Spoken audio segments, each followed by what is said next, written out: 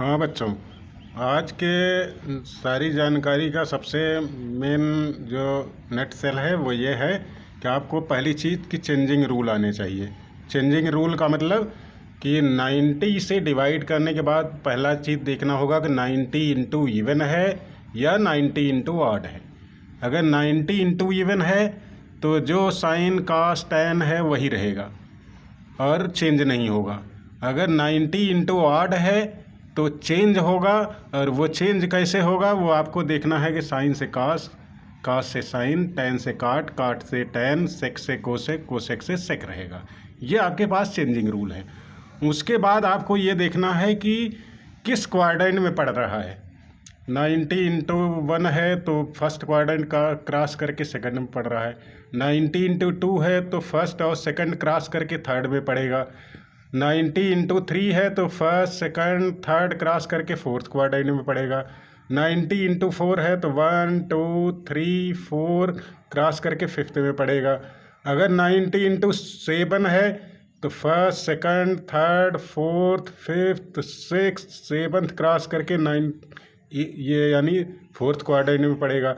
अब ये क्वाड्रेंट को भी आपको चेक करना पड़ेगा किस क्वाड्रेंट में एग्जिस्ट करता है, और उसमें वैल्यू पॉजिटिव होती है या निगेटिव होती है। बड़ी वैल्यू भी हो सकती है, छोटी वैल्यू हो सकती है, इनका ध्यान रखना होगा। और जैसे क्वेश्चन आपको दिया गया है कि साइन माइनस का 510 है, या अभी तक आपने पॉजिटिव का पढ़ा, अब अगर मान लो माइनस में है तब क्या होगा। तो माइनस को आप ये ध्यान रखें कि अगर साइन कास टैन में माइनस में है तो क्या करोगे। साइन का अगर साइन माइनस थीटा है तो इसको माइनस साइन थीटा आप लिखोगे। टैन का माइनस थीटा है तो माइनस टैन थीटा लिखेंगे। ये दोनों के अपोजिट भी साइन और कोसेक के सेम होंगे रूल, टैन और कॉस के सेम रूल होंगे, लेकिन कॉस और सेक इनके अपोजिट रूल हैं। कास का अगर माइनस थीटा है तो वो कास थीटा हो जाएगा, उसमें माइनस साइन कॉमन नहीं आएगा जैसे ऊपर वालों में आ रहा है।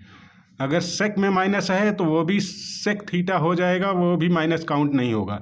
लेकिन साइन टैन कोसेक और काट में अगर माइनस साइन पहले लगा है तो माइनस साइन उससे स्टार्टिंग में आ जाएगा, वो वैल्यू पॉजिटिव की जो थीटा की वैल्यू है पॉजिटिव बना देंगे, लेकिन माइनस साइन कॉमन आएगा साइन में भी और टैन में भी। ये ध्यान रखेंगे।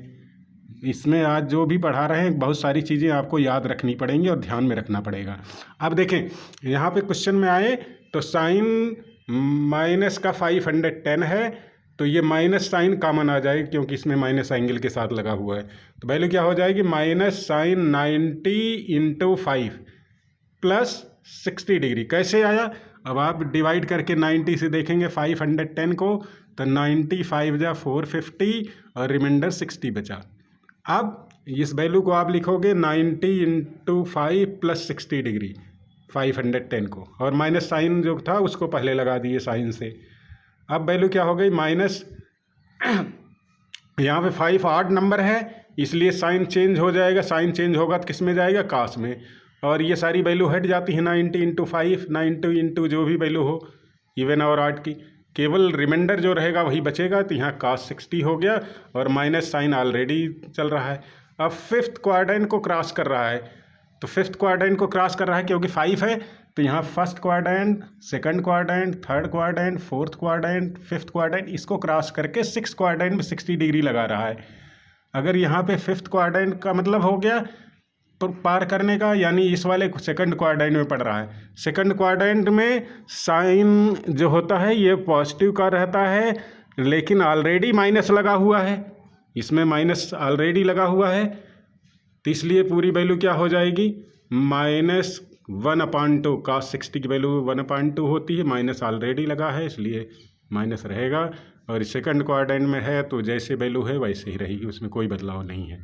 ऐसे ही अगले में देखें क्वेश्चन नंबर 6, कास माइनस 150 डिग्री है। अब आपको बताया गया कि कास का अगर निगेटिव है तो वो पॉजिटिव में हो जाएगा, वो कास थीटा ही काउंट करके सॉल्व किया जाएगा, ये ध्यान रखें। अब देखें वैल्यू, ये हमारे पास है कास 150, तो 90 से अगर डिवाइड करते हो 90 बन जा 90, रिमाइंडर 60 बचेगा। ये सिंपल से हैं, अब डिवाइड करके नहीं दिखा रहे हैं।